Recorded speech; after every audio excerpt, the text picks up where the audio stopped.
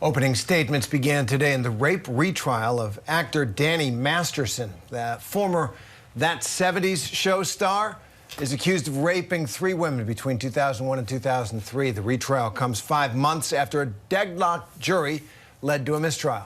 So the presiding judge is now allowing expert testimony on the Church of Scientology, of which Masterson is said to be a member. If convicted, he faces up to 45 years in prison. ABC News legal contributor and criminal defense attorney Channa Lloyd joining us now to discuss. So, Channa, let's just talk about how we got here and why couldn't the jury come to some type of consensus the first time around?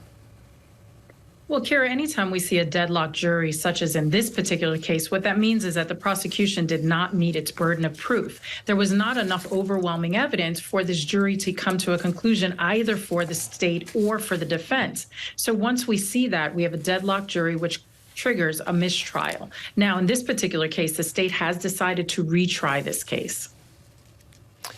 And Channa, Masterson pled not guilty in this case as well. Obviously, his lawyers have repeatedly denied all of the allegations. And I want to ask about the Scientology angle here. Scientology, you know, with a lot of people not very popular, as have been a lot of religions in American life, whether Mormons or Christian Scientists or Jews or Catholics.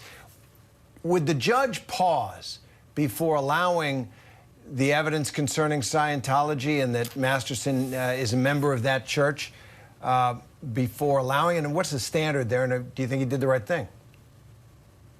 In this particular case, it is a very polarizing issue. Scientology is polarizing for most people. So what's going to happen is what clearly she believed is that it's going to provide context for the case that wasn't there in the first trial. Now, let's remember, attorneys are always going to look for issues that are discretionary like this one to see if it could potentially be an appealable issue later.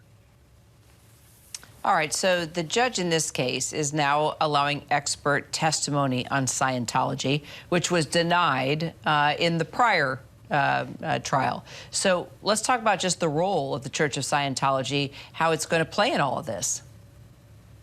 Well, it's going to provide context for what the state is putting forth as why these victims did not come forth and how they were, asked not to come forward. Their complaints and their allegations were pushed down. That's really what the state is looking to advance by putting this forward and putting these experts in about the culture of Scientology. Now, the defense's experts are going to dispute that and say that they were free to go forward with these allegations at any particular point in time. So this is absolutely going to be a battle of the experts, depending on who the juries feel has the more valid information as being more factual based on this particular case.